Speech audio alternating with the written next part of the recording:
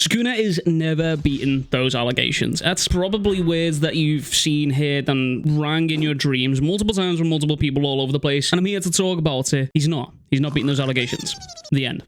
Okay, no, but for real, you know, an author has done an incredibly good job with creating a villain in a series when the community is divided so hard right down the middle between supporting a hero and supporting a villain who's done some of the most heinous acts and was well known for terrorizing an entire generation of people, as well as eating women and children.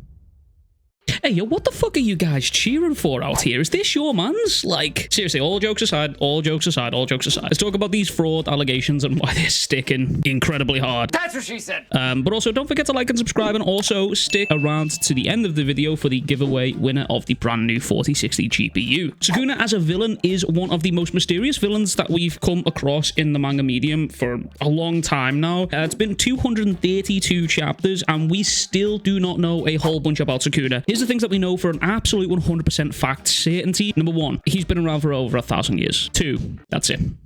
That's literally it. Like, seriously, that is it. Everything else is just theory and speculation. Sukuna's technique, theory and speculation. Sukuna's backstory, theory and speculation. Sukuna's motives, theory and speculation. There is literally barely anything that we actually know for a fact about this dude other than he's been around for 1,000 years and he terrorized an entire generation of people. Like, what do with that information? Seriously. All we know for an absolute certainty is that this man came from a Heian era and was an absolute menace. He was reincarnated into Yuji's body way back when, and Sukuna said something to Gojo. When I make this brat's body mine, you'll be the first one I kill. Which is some pretty serious words to say to the current strongest sorcerer of that era, and you have been snoozing for about 1,000 years. But Sukuna says this with the utmost of confidence in his words, and since that chapter everyone has theorized how that fight would go between Gojo and Sukuna based on what we saw from Sukuna within Shibuya, which was 3 main things. Number 1, his domain expansion. Number 2, cleave and dismantle. And number 3, this unnamed technique that we've all now come to affectionately name as the flame arrow or the fire arrow. And the majority of these discussions went something like this. Okay, Sukuna uses this, but then how does it get past Gojo's infinity? And 9 times out of 10, the answer was almost no.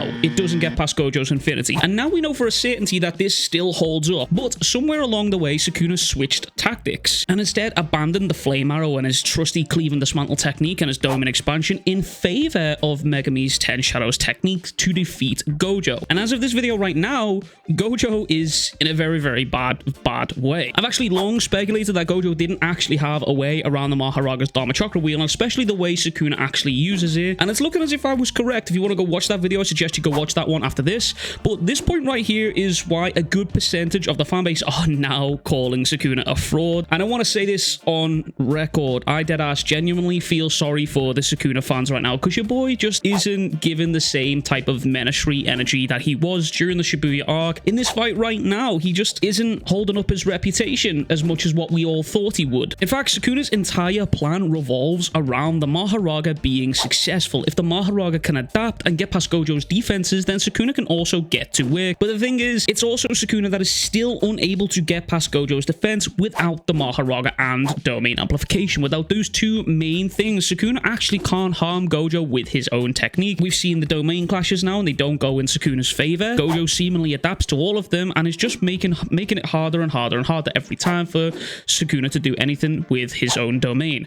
Meaning Sukuna right now, assuming he wakes up from his nap, is in a position of being able to double team Gojo with the Mahoraga, and this is a fact right now, is why Sukuna is being labeled a fraud by the community at large. I've even seen Sukuna fans now starting to turn tails on this dude because he just isn't showing us what we want to see. We want to see more what's in that special box of his. We want to see more of his technique. We want to see more of everything from Sukuna from the previous Heian era, but instead we're just getting to see the full capacity of Megami's 10 Shadows technique, which feels like an even bigger kick in the dick when we realize that it's not actually Megami showing us this, and we don't get to see that growth from Megami, which is sad. But I'm here to provide a counter argument for the fraud allegations, because it's the fact that Sukuna himself used emotional manipulation in order to survive against Angel's Jacob Jacob's ladder attack, a man who actively laughed in the face of his own vessel when he begged for help, and a man who disregards all else in favor of strength. This man right now is the type to throw sand in your eye during a fight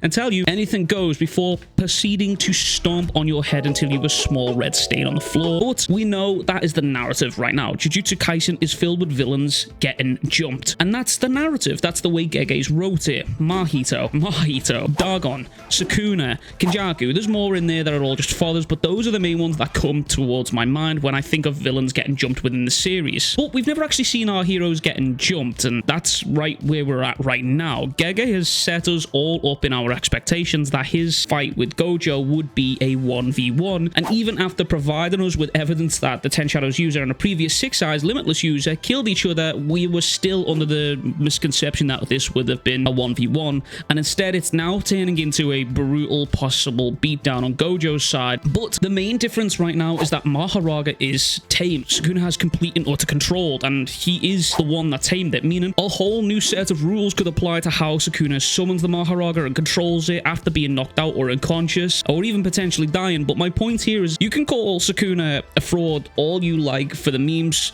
but that is all they are. They are just memes. I've said all the way through, it is equal. Now Gojo is starting to pull ahead. However, he is in trouble right now. I will say it, and I will call it how I see it. Sukuna just hasn't given us as much as what we thought we would get within this fight, whereas Gojo has shown us new things and ways to adapt to his opponents every time. But don't let all of that distract you from the real fact that Kenjaku is actually the real villain who's coming for us all. And as Liv pointed out on Twitter, Gakuganji, Ichiji, and Utahime are all yet to return to the room where everyone was watching the fight, and we know Kenjaku is lurking around, but that's a video for another time. But my main point within this video here is that Sukuna is a villain. The dude has come into this fight with a game plan, but obviously his game plan has switched, and that is why the community has held on to this fraudulent allegations. But in hindsight, this will be good. This is good for the series at large. Eventually, when our main heroes, Yuji, Yuta, and whoever else fights Sukuna next, God knows how or when or how, I don't even know how we get to that point, but when that eventually happens, that's probably where we're gonna see more from Sukuna in terms of these crazy techniques that he's hiding somewhere. But that is everything from me. I just wanted to say a massive congratulations to Melody for winning the brand new 4060 GPU. Make sure to comment on this video so I can contact yourself and sort out all of the prizes. And once again, a massive thank you to Nvidia, GeForce, and Republic of Gaming for partnering with me to give back to you guys, the community. And once again, if it wasn't for you guys being here, I wouldn't be in this position to talk about nerdy shit and what I enjoy and you know all of this good stuff. So truly, it means more than you guys will ever know. So genuinely, truly, thank you from the bottom of my heart. But that is enough from me, enough soppy bullshit. Go check out some of my other videos, and if you're watching this right now, there is a high chance that I'm actually streaming playing some Minecraft right now on this channel, so go check that out. But that is everything from me. As always, I will catch you guys all in the next one. Much love, big kisses, peace.